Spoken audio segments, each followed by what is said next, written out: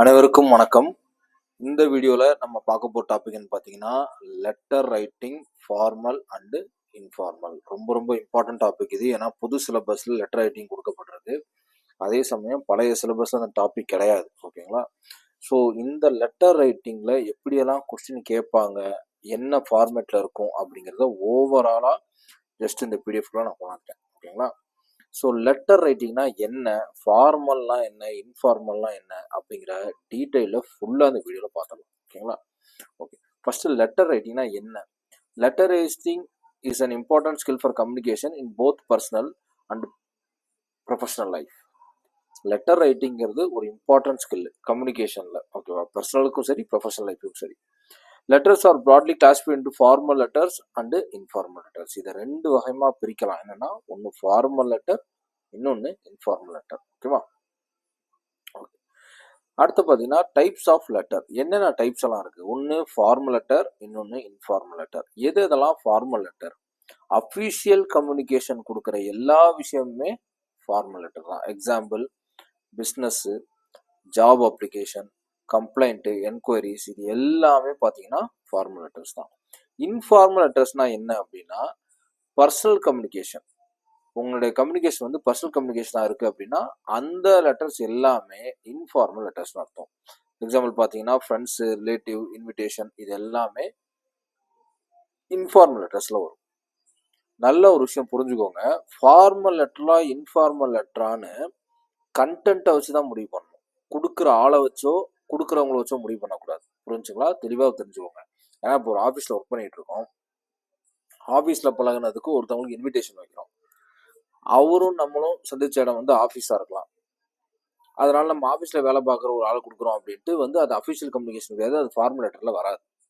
எப்போவுமே அந்த கொடுக்குற பொருள் இருக்குல்ல, கொடுக்குற ஆள் நம்ம, வாங்குற ஆள் நம்ம, இவங்களை வச்சு அது ஃபார்மலா இன்ஃபார்மலான்னு சொல்லவே முடியாது.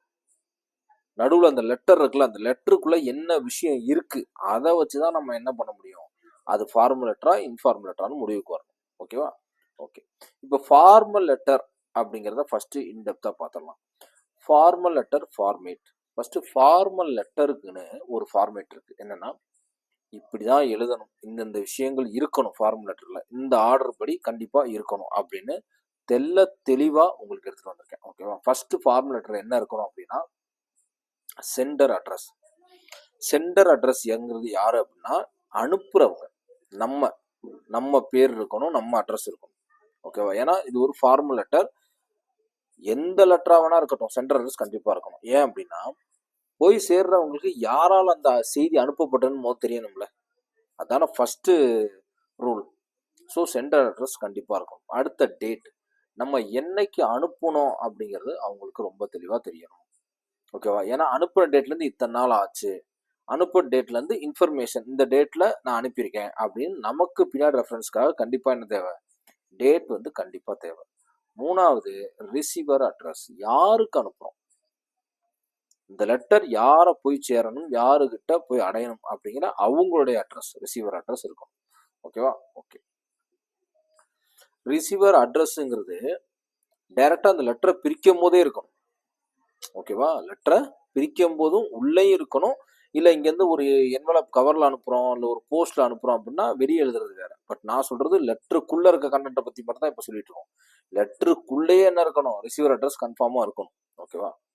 அடுத்த salutation. Respected sir, madam, dear sir. சல்யூட்டேஷனா என்ன அப்படின்னா, ஒருத்தவங்களை பார்க்குறோம், அவங்களுக்கு ஒரு விஷ் பண்ணுறோம், காலையில் எழுந்து குட் மார்னிங் சொல்கிறோம், இல்லை ஒரு ஈவினிங் டயத்தில் பார்த்தோம் அப்படின்னா உயரதிகாரினாலே ஒரு சல்யூட்டேஷன் கொடுக்கணும் இல்லையா? ஸோ அது வந்து புரோட்டோகால். நல்லா புரிஞ்சுக்குங்க, புரோட்டோகால். இப்போ போலீஸில் பார்த்தீங்க அப்படின்னா உயரதிகாரி, அது வந்து கான்ஸ்டபிளுக்கு மேலே இருக்க ஹெட் கான்ஸ்டபிளாக இருக்கலாம், ஹெட் கான்ஸ்டபிள் மேலே இருக்க சப் இன்ஸ்பெக்டராக இருக்கலாம், சப் இன்ஸ்பெக்டருக்கு மேலே இருக்க இன்ஸ்பெக்டராக இருக்கலாம், இன்ஸ்பெக்டருக்கு மேலே இருக்க டிஎஸ்பியாக இருக்கலாம், டிஎஸ்பிக்கு மேலே எஸ்பி இருக்கலாம். பட் அவங்க ரேஞ்சிலேருந்து அடுத்த ஒரு படி மேலே, ஓகேவா, இருந்தாலே சல்யூட் கொடுத்தே ஆகணும் கண்டிப்பாக. இது வந்து புரோட்டோகால். அது மாதிரி ஃபார்மல் லெட்டர்ஸில் இந்த சல்யூட்டேஷன் கண்டிப்பாக இருந்தே ஆகணும். Respected sir, madam, dear sir, madam கன்ஃபார்மாக இருந்தே ஆகணும். ஓகேவா? அடுத்த வார்த்தை வந்து சப்ஜெக்ட். ஓகேவா? ஸோ சப்ஜெக்ட் அப்படிங்கிறது என்ன அப்படின்னா, நம்ம என்ன சொல்ல போறோம் அப்படிங்கிற அந்த கோர் கண்டென்ட் வேர்ட். இப்போ நான் வந்து ஒரு லீவ் அப்ளை பண்ண போறேன் அப்படின்னா ரிகார்ட்ஸ் லீவ், இல்லை நான் வந்து ரிசைன் பண்ண போறேன் ரிகார்ட்ஸ் ரிசிக்னேஷன். அந்த மைய கருத்து இருக்கும்ல, என்ன விஷயமா நம்ம பார்க்க வந்திருக்கோம், என்ன விஷயமா பேச வந்திருக்கோம் அப்படிங்கிற விஷயம் இருக்கு இல்லையா, அது அந்த சப்ஜெக்ட்ல இருக்கணும். அடுத்த 6வது பாடி இன்ட்ரோடக்ஷன், மெயின் கண்டென்ட், கன்க்ளூஷன். இது பாடிங்கிற பார்ட், அந்த ஒட்டுமொத்த நம்ம லெட்டரை என்ன சொல்ல வரோம், அந்த பாடி பார்ட் எக்ஸ்பிளனேஷன் சொல்லுவோம் இல்லையா, அதான் பாடி பார்ட் அப்படிங்கிறது. அதுல இன்ட்ரோடக்ஷன் இருக்கணும், மெயின் கண்டென்ட் இருக்கணும், கன்க்ளூஷன் இருக்கணும். ஓகேவா? இன்ட்ரோடக்ஷன்னா என்ன, நான் என் பேர் இது, என் பேர் வந்து நான் இந்த இடத்துல இந்த வேலை பார்க்குறேன், இந்த மாதிரி ஒரு இன்ட்ரோடக்ஷன். மெயின் கண்டென்ட் என்ன பர்பஸ் நம்ம பேச போகிறோம், லீவா ரெசிக்னேஷனா வாட் எவர் இன்ஃபர்மேஷனை கன்வே பண்ணுறோமா, எது வேணாலும் இருக்கட்டும். அதுக்கப்புறம் கன்க்ளூஷன், என்னுடைய கோரிக்கையை சீக்கிரம் செஞ்சு கொடுங்க, இல்லை பண்ணி கொடுங்க, இல்லை சீக்கிரம் முடிச்சு கொடுங்க அப்படிங்கிற கன்க்ளூஷன் அதில் வரும். ஓகேவா? ஓகே. அடுத்த காம்ப்ளிமெண்ட்ரி க்ளோசிங். காம்ப்ளிமெண்ட்ரி க்ளோசிங்னா க்ளோஸ் பண்ண போகிறேன், இப்போ மேட்ரை சொல்லியாச்சு, க்ளோஸ் பண்ண போகிறோம், நான் மேட்ரை சொல்லி முடிச்சிட்டேன் அப்படின்ட்டு அப்படியே திரும்பி வந்துடுவோமா, சரி சார் கிளம்புறேன் சார், நேரில் இந்த ஸ்பீச் நடந்தால் எப்படி இருக்கும் பாருங்க, சரி சார் நான் கிளம்புறேன் sir, okay sir, thank you sir, இந்த மாதிரி வேர்ட்லாம் சொல்கிறோம் இல்லையா, அதுதான் காம்ப்ளிமெண்ட்ரி க்ளோசிங் அப்படிங்கிறது.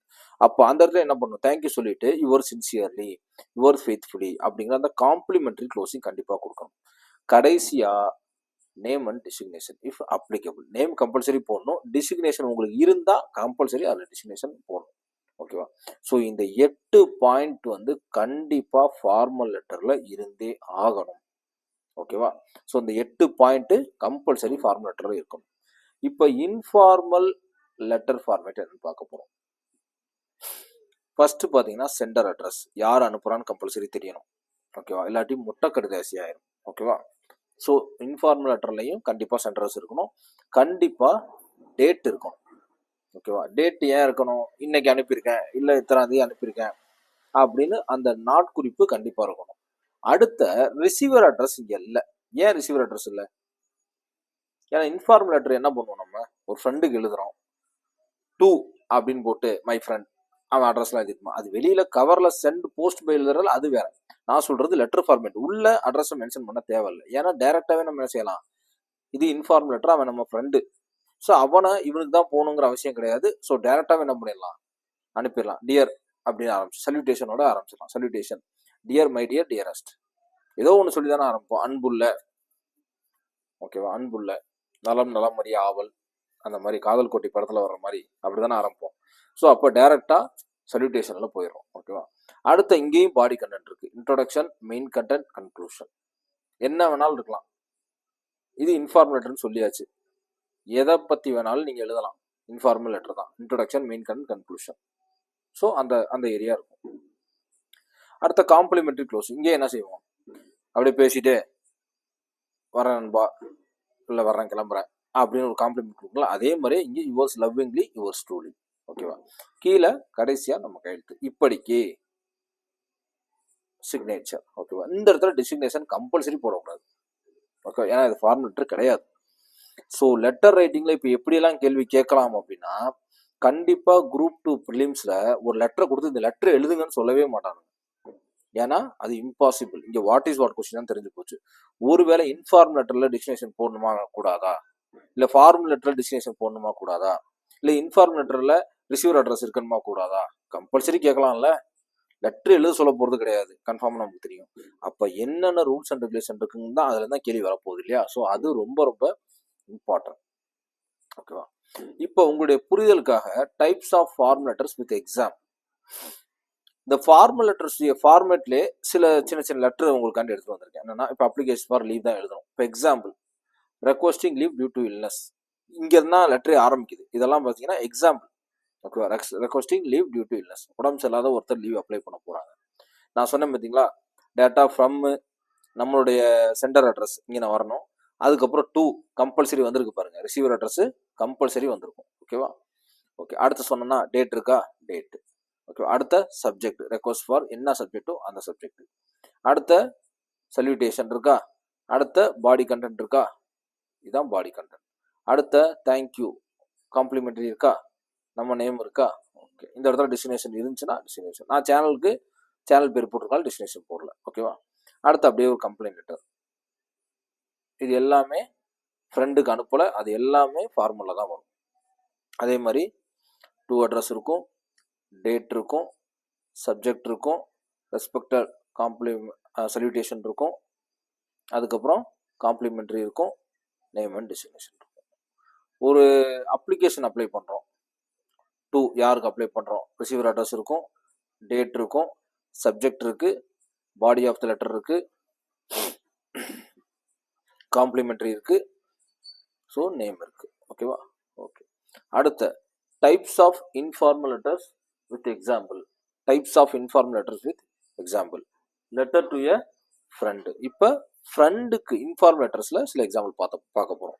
ஃபார் எக்ஸாம்பிள் இங்கே தான் லெட்டரே ஆரம்பிக்குது, ஏன்னா இங்கே ரிசீவர் அட்ரஸே இல்லை பாருங்க, ஏன்னா இது ஃப்ரெண்டு தான். டைரெக்டாக டியர் ரவின்னு ஆரம்பிச்சிட்டோம்னா டியர் ரவி தான், டியர் ரவி அப்படின்னு போட்டு கீழே நம்ம டு ரவி அண்ணாச்சாலை சென்னை அப்படின்னு எழுதிட்டு இருக்க முடியாது இல்லையா? ஸோ டியர் ரவி டைரக்டா தேவை கிடையாது. ஸோ உள்ள நீங்க என்ன கண்டென்ட் எழுதிக்கலாம். For example, I hope you are doing well, I am so happy to hear about the success in UPSC exam. Your hard work and dedication have paid off. Let's meet soon to celebrate your achievement. ஒரு சின்ன appreciation letter மாதிரி எழுதிருக்கேன். Yours லவ்லிங்லியோட முடிஞ்சிருச்சு, name போட்டு close பண்ணிடும். இப்போ letter எழுதுறோம் பேரண்ட்ஸ்க்கு, dear mom and date நம்ம எழுதிட்டு டு மை ஃபாதர், அவருக்கு அட்ரஸ் எழுதிட்டு இருப்போமா? நினச்சி பாருங்க. ஸோ ஃபார்மல் லெட்டர்ஸில் மட்டும்தான் என்ன செய்யணும், ரிசீவர் அட்ரஸ் இருக்கும். ஓகே, அதான் மறந்துடாதீங்க. ஸோ ஒரு இன்விடேஷன் லெட்டர் அதே மாதிரி தான், டியர் சுரேஷ் இன்விடேஷன் வருது, காம்ப்ளிமெண்ட்ரி வருது, நேம் வருது. இப்போ மேஜராக என்ன difference between formal and informal letters. First difference என்ன பர்பஸ்க்கு எழுதுறோம் ஃபார்மல் லெட்டரை? அஃபீஷியல் ப்ரொஃபஷனல், இதுதான் ஃபர்ஸ்ட். அஃபீஷியல் ப்ரொஃபஷனல் இதுதான் ஃபர்ஸ்ட். ஓகேவா? Okay.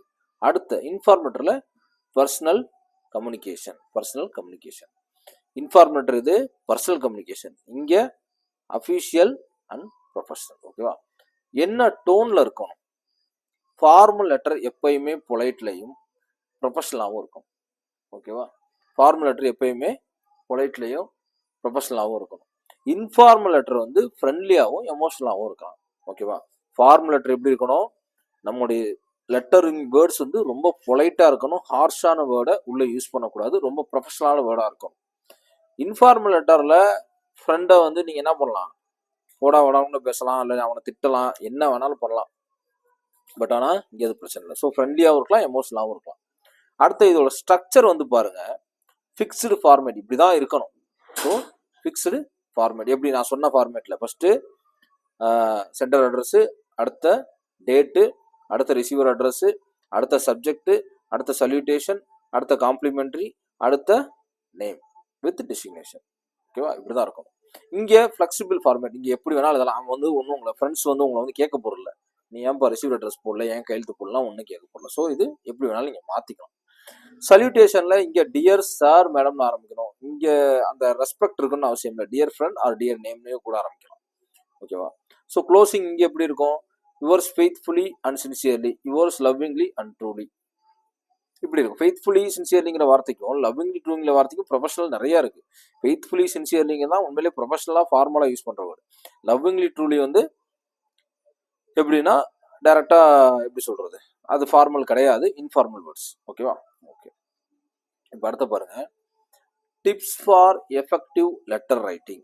Tips for effective letter writing. ஒரு லெட்டர் ரைட்டிங் இது எக்ஸாம் பாயிண்ட் ஆஃப் வியூவில் சொல்லல, நான் பொதுவாக படிக்கிறதுக்கு நம்ம சொல்கிறேன். ஒரு லெட்டர் எழுதணும் அப்படின்னா இது நம்ம லைஃப் ஸ்கில்லுக்கு யூஸ் ஆகும். Use clear and simple language. ரொம்ப கிளியராகவும் எளிமையான மொழியிலையும் நம்ம எழுத கற்றுக்கணும். Maintain proper structure. நம்ம மேலே பார்த்த அந்த ஸ்ட்ரக்சரை கரெக்டாக ஃபாலோ பண்ணி எழுதணும்னா நல்லாயிருக்கும். Be polite and professional in formal letters. Be polite and professional in formal letters. Formal லெட்டர்ஸில் இதை கண்டிப்பாக நம்ம ஃபாலோ பண்ணி ஆகும். Avoid grammatical errors. ஏன்னா எழுத்து நம்ம கிராமர்ல தப்பு பண்ணிட்டோம்னா அப்பட்டமா அவங்களோட எவிடன்ஸோட பிடிச்சிருவாங்க. பாத்தீங்களா, இங்கிலீஷ் வந்து தப்பா எழுதியிருக்காரு அப்படின்னு நம்மளை முன்னாடி விட்டு பின்னாடி பேசிட்டு இருப்பாங்க. இல்லைன்னா நம்ம இல்லாத நேரத்துல நம்மள என்ன சொல்றது, ஒரு இன்சல்ட் பண்ற மாதிரியோ இந்த மாதிரிலாம் பேசுவாங்க. ஓகேவா? So keep